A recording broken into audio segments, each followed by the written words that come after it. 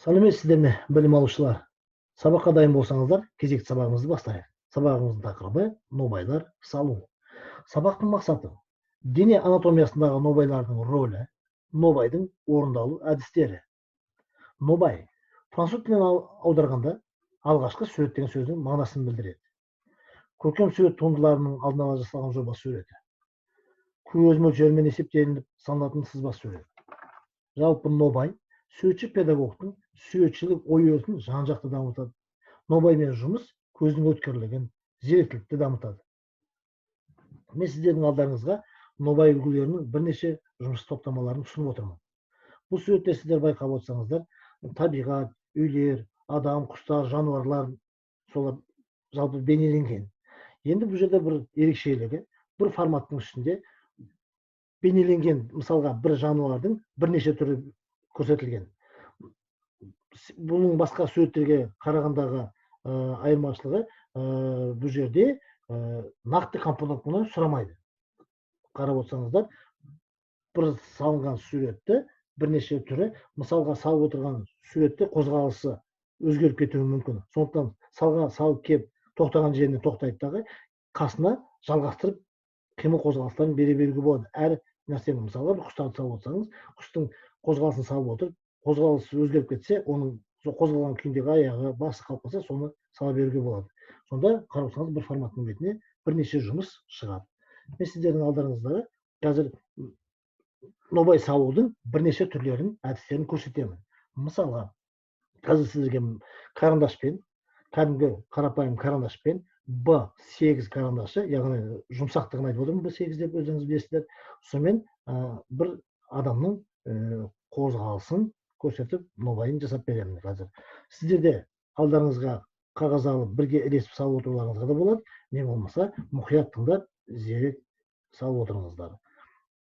Сурет салған кезде өзіңіз сіздерге сабақ сайын айтып отырамыз, балалар, қарандаштың кез келген суреттің көлеңкелерінен бастап суретті ізденіс арқылы саламыз. Бұл жерде енді анатомия болғандықтан балалар біз суреттің бұл жерде пластикалық анатомиясын көрсетеміз. Яғни бір футболшыны, доп ойнаушы футболшыны суреттейміз. Бұнда қозғалыс, мысалы, қай жерге салмақ түсіп тұрғаны, қалай қозғалғаны, бастың, дененің, аяқтың бұрылыс қозғалыстарын біз көрсетуіміз керек. Суретші бір іс-қимылды суреттемекші болса, онда осы бейнені тек бірнеше ғана сызықтар арқылы жобалап көрсетіп ала алады. Егер бейненің көлеңке жерлерін, яғни негізгі тондық қатынасын көрсету керек болса, онда жұмсақ карандашпен сол жерлерді қоюға басу керек. Көбіне нобайды кіші көлемде салады. Бірнеше көмекші суреттемелерді бір қағаз бетіне орналастыруға болады. Яғни деген сөз, салып отырып, қасына элементтерді бөлек-бөлек бір суреттемелерді қасына салуға болады деген сөз. Міне балалар, қарап отырсаңыздар, бұл жерде тон арқылы қарандаштың қоюлығын пайдалана отырып, жаңағы өздеріңіз білесіздер, біз сурет сабағында біз бұл B8 карандашын көп қолданбаймыз. Бұны әсіресе осы нобай, зарисовка деп отырамыз, жаңағы долбар жасаған кезде, эскиз жасаған кезде пайдаланатын карандаштың ең қою түрлері. Карандаштың түрі 10-12-ге дейін барады, бұның ішінде біз 8-ін ең қолайлысын алып отырмыз. Міне енді қарап отырсаңыздар, суреттің ұсақ детальдарына келіп отырмыз. Бұл жерде адам қозғалысы бейнеленді. Енді бұл нақты болу үшін бұл жерде көбінесе жұмысты өздеріңіз көріп отырсыздар, көлеңке өзінің көлеңкесі арқылы шығып отыр. Енді міне түспе көлеңке арқылы бұның біз ауада қалып тұрмай жерге отырғызып отырмыз. Қасына элемент беру үшін бұның жаңағы доптың бір суреттерін элемент көрсетіп қояйық. Сонда мына жерде адамның қозғалысы нақты белгілі болады. Қарап отырсаңыздар, міне бұл карандаштың көмегімен жасалынған жұмыс. Жаңа мен сіздерге айтқан бірнеше түрмен көрсетемін дедім. Қазір мен сіздерге бұны нобайды акварельмен, тушпен және жаңағы күйемен жасау әдістерін көрсетемін. Міне болды, карандашпен жасалған жұмыс қарап отырсаңыздар. Енді қазір мен сіздерге акварельмен жасау әдісін көрсетейін. Міне қарап отырсаңыздар, бұнда да бұл карандашқа қарағанда әрине кішкене қиындау болады. Бірақ сонда да біз жұмысты жасауымыз керек. Бізге қол жаттықтыру мақсатында. Енді қарап отырсаңыздар балалар, мына жерде мен салып, бірден қағазға қаламның күшімен бірден салып отырмын. Енді осындай нәтижеге осындай жету үшін сіздерде көп жұмыс жасауымыз керек, жасауларыңыз керек.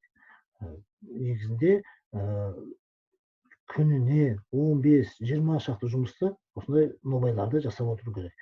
Мына жерде қарап отырсаңыздар, мен қазір сіздерге жалпы бір әйел адамның сұлбасын салып отырмын, іс-қимылын, яғни ары қаратай кетіп бара жатқан. Бұл жерге қарап ой түсуі мүмкін, неге бұл ауыр салмақтарға кетіп жатқан деген сияқты. Қазір өйткені дене бітімінің анатомиясын мен солай келтіріп отырмын. Қазір бұны нақты сәйкес болу үшін композицияға қолына мен үлкен бір сөмке дейміз ғой, сондай қолына бір нәрсе ұстатамын, және иығына да бір сөмке іліп қоямын. Сонда бұл адамның үлкен салмақта, ауыр салмақта кетіп бара жатқанын бейнелейміз. Не қарап отырсаңыз, бұл қаламның күшімен акварельмен жасап отырған. Акварельмен жасау, нобай жасау тәсілі бұл өте қызықты және ауыр жасауға болады.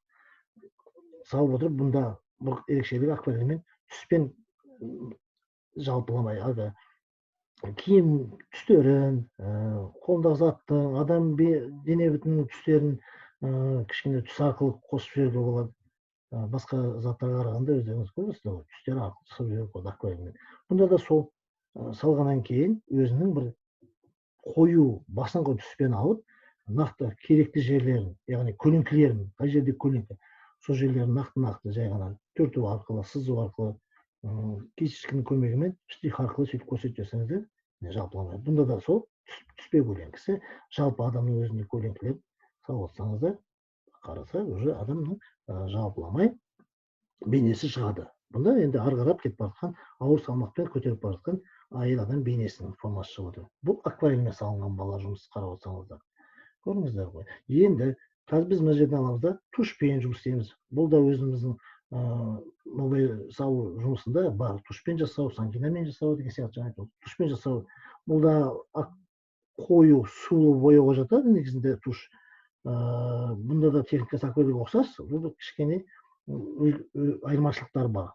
Жаңа кебу жағынан, жағу жағынан сондай кішкене айырмашылықтар бар. Бұнда да мен бұл жерден бірден сурет саламын. Бұл жерде мен енді қазір қарап отырсаңыздар, бір адам бейнесін беремін, жеңіл, артындағы фон арқылы қазір сіздерге бір әйел адамның да бір бейнесін тұрғанын көрсетейін. Негізінде жылдам салынған суретке деген творчестволық қатынасты дамытады нобай, жалпыламай қарап отырсаңыздар.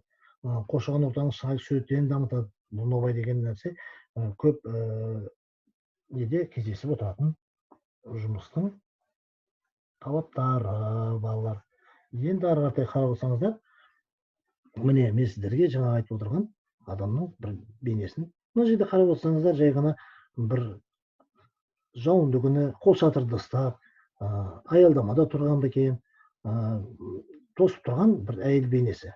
Бұл жерде қарап отырсаңыздар, бұнда да міне туш арқылы соның қимыл қозғалысын жаңа қарап отырсаңыздар, жақсы көрсетуге болады.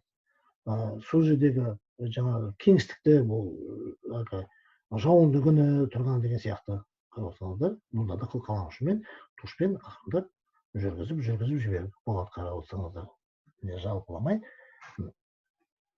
мінекей жаңа айтып отырған қарапайым бір ғана сызықшалармен салынған нобай композициясы жұмысына таптырмайтын көмекші материал болып табылады деп жаңа сіздерге айтып отырған.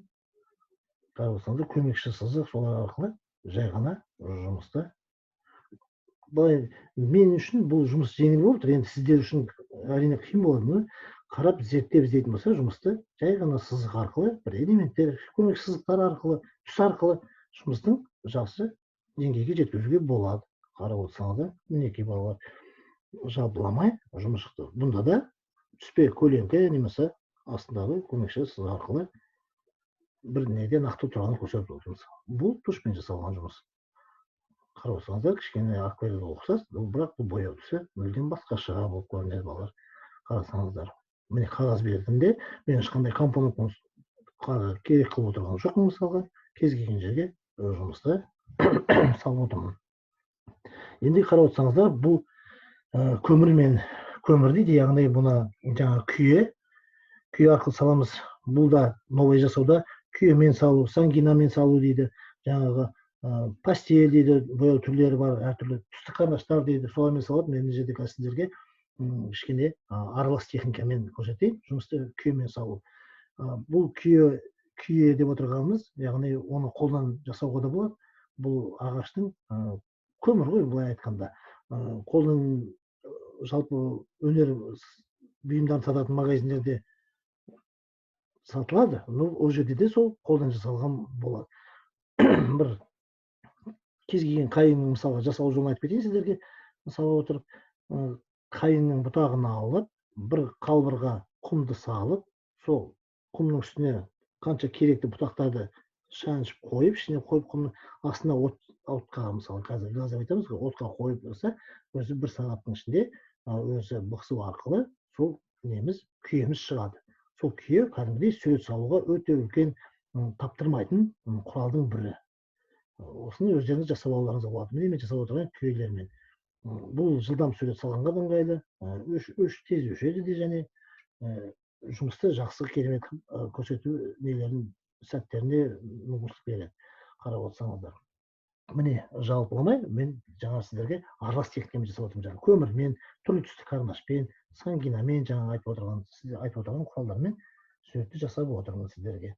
Енді суреттің жаңа сіздерге айтып отырдық қой, бұл 3 бөлімнен тұрады нобайларды. Қысқа мерзімді натурадан салынған нобай болып, есте түсіріп салынған нобай болып, және елестету арқылы салынған нобай болып 3 бөлімдерден тұрады. Мен сіздерге жаңа елестету арқылы және есте түсіріп алған нобай арқылы техникасымен сонымен суреттерді салып отырмын мен сіздерге. Қарап отырсаңыздар, мінекей жалпыламай жаңағы есте сақтау, жаңа елестету арқылы салынған суреттерден бір жерден біраз жұмыстар шығып отыр. Енді кез келген жұмыстың аяғында өздеріңіз білесіздер, детальдарын береді да, жалпыламай шығарады. Мінекей балалар, өздеріңіз қараңыздар, жұмыстың мына жерден бір 4 жұмысты, 4 іс-қимыл қозғалыста тұрған 4 бейнені салып қойдым. Бұл жерде ешқандай компоновка жоқ, жалпыламай адамдардың әртүрлі қозғалыста тұрған бейнелері. Бұл жерден уже бояу арқылы өзінің бір салмағын да көруге болады. Жасалу техникасына қарап, міне қарап отырсаңыздар, міне нақты көрсетіліп тұр, жалпыламай. Міне осылай сіздер үйде осылай жұмыс жасай берсеңіздер, көп шығармашылық жұмыс жасасаңыздар, осылай шығады. Сіздерге қазір үй тапсырмасын балға берейін. Үйге тапсырма топтық нобайлар орындау, яғни бірнеше денеден тұратын фигура, яғни үйде өздеріңіз осылай бірнеше денеден тұратын фигуралар салу үйге тапсырма. Бағалау критерийлер балалар. Салған жұмыстарыңызды осы бағалау критерийлер арқылы бағалаймыз. Жұмыстың толығымен аяқталып, бәрі тұрған қағидалар бәрі орындалатын болса, өте жақсы болады. Ал соның ішінде бір тапсырма орындалмаса, жұмысыңыз бағасы төмендейді. Осымен сабақтарыңыз аяқталды. Назарларыңызға рахмет.